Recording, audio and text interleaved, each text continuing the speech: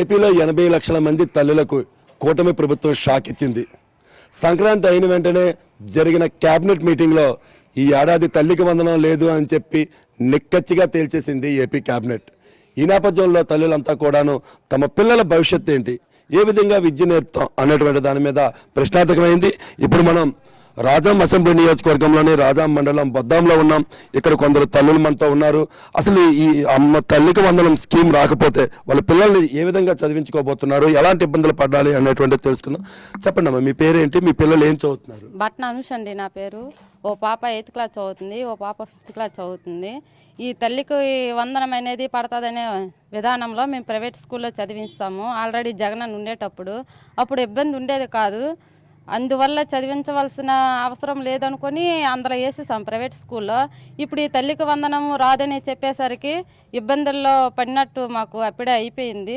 మరి ప్రైవేట్ స్కూల్లో చదివించడానికి మాకు ఆస్కారం లేదండి. ఈ ఇబ్బంది మేము ఎలా ఎదుర్కోవాలో మాకు అర్థం అవడం లేదు. ఎన్నికల ముందు ఏం చెప్పారు? పిల్లాడికి ఒక 15,000 రూపాయలు అన్నారు. దాన్ని మీరు ఏ విధంగా అర్థం చేసుకుంటున్నారు? వేస్తారనేసి నమ్మకంతోనే ఉన్నామండి. మరి ఎంతమంది పిల్లలు ఉంటే అంతమంది పిల్లలకి వేస్తామన్నారు కదా, అదే నమ్మకంతో మేము ఇంతవరకు ఉన్నామండి. కానీ ఒకేసారి ఇలాగ అనేసరికి మరి మాకు ఏం చేయాలనేది అర్థం కావడం లేదండి. ప్రస్తుతానికి పరిస్థితి అంతే. మరి పడకపోతే ఎవరైనా ఇబ్బంది పడతాం సార్. మాది రెడ్డి రవణం నా పేరు. ఇద్దరు అమ్మాయిలకు కూడా చదివించాలంటే కష్టమని ఇప్పుడు అయిపోసారి చాలా ఇబ్బంది పడతాం. మేము అప్పు చేయడం తప్పదు, చెయ్యాలి. మరి అతను అలా చేతులు ఎత్తిస్తే మరి మేము ఏంటి చేయగలం?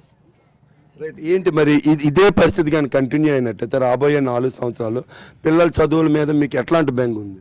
చాలా బెంగనే ఉంటుంది, కష్టంగానే ఉంటుంది. మరి బయటికి పంపించాలన్నా మళ్ళీ గవర్నమెంట్ స్కూల్ అని అదైనా చదివించాలి. ఇందులో కూడా అవి వేస్తే మేము కొద్ది రొటేషన్ అయ్యి అప్పుడు కూడాను అక్షరాలు అందింది. ఇప్పుడు మరి అందలేదు. 13,000, 14,000, 12,000 టైలరింగ్ అమౌంట్ కూడా పడేది. మరి ఇప్పుడు ఏం లేదు. నీ పేరేంటమ్మా? మీ పాప ఏం చదువుతుండేది? నీకు గతంలో ఎలాంటి స్కీమ్స్ వచ్చేది మీ పాప విషయంలో? ఇప్పుడు బాగానే వచ్చి డబ్బులు జగన్ ఉన్నప్పుడు నెలకి సంవత్సరం వచ్చి ఓ సంవత్సరం 14,000, ఓ సంవత్సరం 12,000, ఓ సంవత్సరం 13,000 వచ్చింది. ఆ డబ్బులు వస్తావనేసి మా పిల్లల్ని సైతం కూల్లోకి వేసాము. అందులో డబ్బులు చంద్రబాబు నాయుడు వేయలేదు. మరి కట్టుకోవడం అప్పు ఓడిసి చదివించుకోవాలంతే, లేదంటే మానిపించి ఇంట్లో కూర్చుని పెట్టుకోవడమే. ప్రజలకి అందరికీ నమ్మించి వాళ్ళు మధ్యగౌరమ్మండి. ప్రజలకి అన్ని మాటలు చెప్పేసి ఓట్లు వేయించుకుంటారు. ఇప్పుడు అందరికి 15,000 అన్నారు. ఎంతమంది ఉంటే అంతమందికి 1,500 అన్నారు, 15,000 అన్నారు. 4 పిల్లలు 4కి 5 పిల్లలంతా 5కి వేసేస్తామన్నారు. ఇప్పుడు అలాగే పిల్లలందరూ ఉసూరు అంటారు. పిల్లలు మరి చదువుకుని అప్పులు చేసి కట్టేసి ఓడిసి పెడతాండ్రు. ఇప్పుడు మరి ఆ పిల్లల పరిస్థితి ఏంటండి? అప్పుడు వేసేసి పెద్ద కలబులు మాటలు చెప్పేసి ఓట్లు వేయించుకుంటారు. ఇప్పుడు ఆ పిల్లల పరిస్థితి ఏంటి? ఆ పిల్లలు ఇప్పుడు చదువుకోలేకపోతాండ్రు. ఆ ఎడ్యుకేషన్ కూడా బాగోవడం లేదు.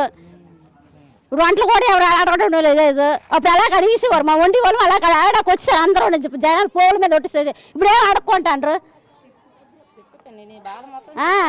మమ్మల్ని టార్చర్ పెట్టారు వంట చేస్తే.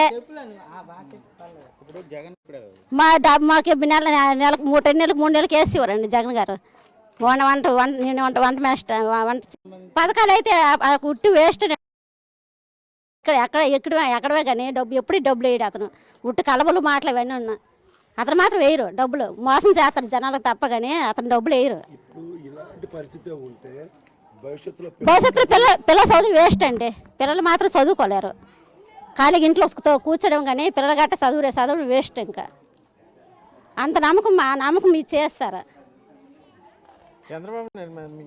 మాకు నమ్మకం లేదండి. మళ్ళీ జగన్ గారు వస్తేనే మాకు నమ్మకం అంత ఉన్నా. ఈ సంవత్సరం పండగలే లేదండి. అదే జగన్మోహన్ రెడ్డి అయితే ఇప్పుడు ఇలాంటి ఇలాగ డబ్బు ఇలాగ అందరి దగ్గర ఇలాగ డబ్బులు ఆడివి. కనీసం డబ్బులు కూడా ఎవరి దగ్గర ఆడవాళ్ళు అంత ఇబ్బందులు పడిపోయాము. ఈ సంవత్సరం మాత్రం బట్టలు కూడా తీసుకోవడానికి అంత ఇబ్బందులు పడిపోయామండి ఈ సంవత్సరం మాత్రం.